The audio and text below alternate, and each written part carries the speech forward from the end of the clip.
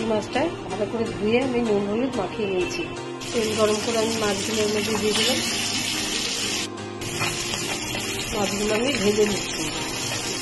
একটু ভাজা হয়ে গেছে, আর একটু উল্টে করে দেবো।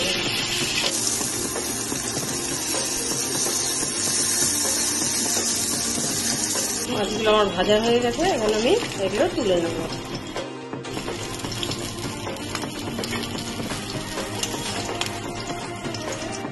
মাছগুলো আমার ভাজা হয়ে গেছে। দুটো কাঁচা তেঁতুল আমি সিদ্ধ করে নিচ্ছি।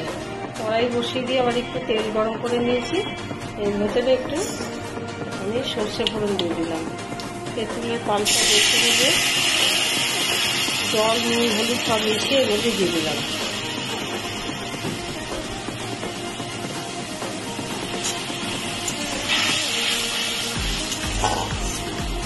পুঁটি মাছ দিয়ে দেবো।